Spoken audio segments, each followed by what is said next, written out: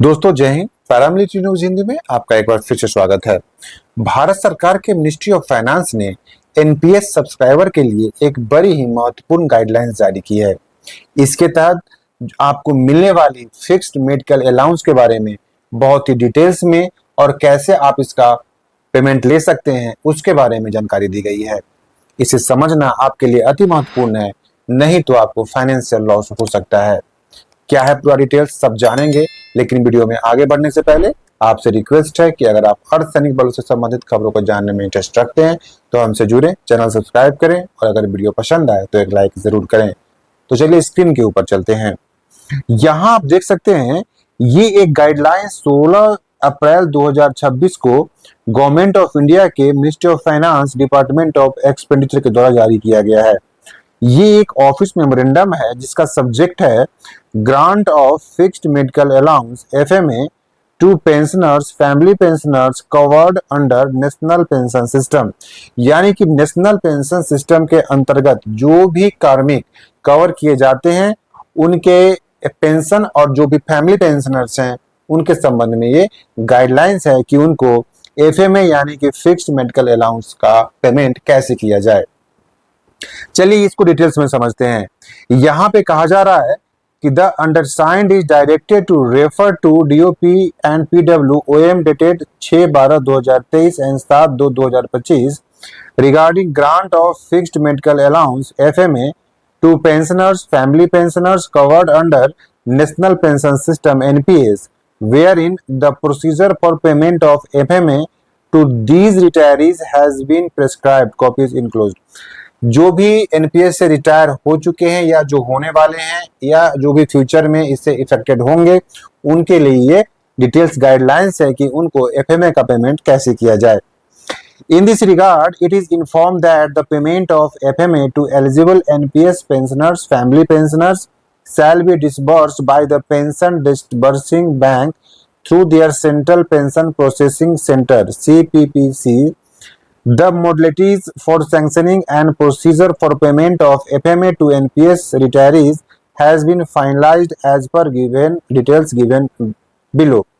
जो भी आपका एफएमए का डिसबर्सन होना है वो पेंशन डिसबर्सिंग बैंक जो होते हैं, जो भी सेंट्रल बैंक जितने हैं उन्हीं के द्वारा किया जाता है और जो सेंट्रल पेंशन प्रोसेसिंग सेंटर्स है वो इसको सभी चीजों को वेरीफाई करेगा और इसके बारे में एक डिटेल्स जो है उसको फाइनल किया गया है। वो चलिए उसको हम आगे समझते हैं। सबसे पहला है after carrying out necessary checks CPAO will prepare special seal authority SSA and send the same along with all forms received from pay and account officer to the concerned CPPC of the authorized bank for payment of FMA to the beneficiary। जो भी beneficiary है उसको payment देने के लिए ये जो CPAO है ये स्पेशल सील अथॉरिटी तैयार करेगा कि उसमें किन किन लोगों का नाम है, कौन डिपेंडेंट है, कौन स्पाउस है, फैमिली मेंबर्स है, सबका नाम उसमें रहेगा और इस तरीके की वो एक अथॉरिटी लेटर तैयार करेगा और फिर जो सीपीपीसी है वो इसको वेरीफाई करके प्रोसेस करेगा। नेक्स्ट है the CPPC of the authorised bank after receiving the special seal authority for payment of FMA from CPAO will credit the amount of FMA at the rate of notified from time to time by the DOP and PW in respect of these beneficiary in their bank account on quarterly basis as per schedule given in the aforementioned OM। ये जो CPPC है ये जब इसको authorise जो भी bank है उससे जब रिसीविंग मिल जाएगा स्पेशल सील अथॉरिटी का तो ये क्या करेगा, जो भी एलिजिबल मेंबर्स हैं जो जिनको एफएमए मिलना है उनको वो क्वार्टरली बेसिस पे हर 3 महीने पे आपको इसका पेमेंट किया जाएगा जो भी आपका बैंक है, प्रोसेसिंग बैंक है उनके द्वारा। यानी कि आपको जो एफएमए जो भी एनपीएस सब्सक्राइबर है उनको जो एफएमए का भुगतान होगा वो हर 3 महीने पे किया जाएगा, ना कि मंथली किया जाएगा। तीसरा है the payment of FMA will be automatic and no bill is required. इसके लिए आपको किसी बिल की जरूरत नहीं है कि मैंने इधर ट्रीटमेंट करवाया, इस हॉस्पिटल में ट्रीटमेंट करवाया, ऐसी किसी भी बिल की जरूरत नहीं है। ये आपको automatic without any bill submission हर 3 महीने पे आपको एफएमए का भुगतान कर दिया जाएगा।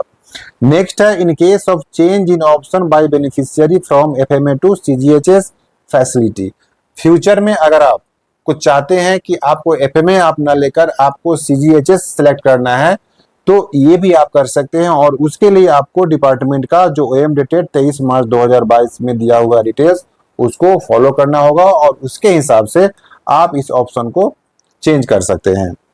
पांचवा है, for transfer of account from one bank branch bank to another for payment of FMA. अगर आप चाहते हैं आपको अगर बैंक चेंज करना है, ब्रांच चेंज करना है, तो उसके लिए भी आपको इसका एक प्रोसेस है और उस प्रोसेस को आपको फॉलो करना होगा। नेक्स्ट है 6 number, the person drawing FMA shall submit the life certificate digital और physical every year in November in the concern bank for continuing the payment of FMA. जैसे आप जानते हैं कि ओल्ड पेंशन स्कीम से जो भी कवर्ड होते हैं उनको साल में एक बार अपना लाइफ सर्टिफिकेट जमा करना होता है ताकि उनका जो पेंशन है वो कंटिन्यू रहे। सेम उसी प्रोसेस पे ये जो भी एफएमए विड्रॉल मतलब करेंगे, जिनको भी एफएमए के लिए जो भी एम्प्लॉय या जो भी रिटायरीज एलिजिबल होंगे उनको लाइव साल में एक बार नवंबर महीने में उनको लाइफ सर्टिफिकेट बैंक में जमा करना होगा।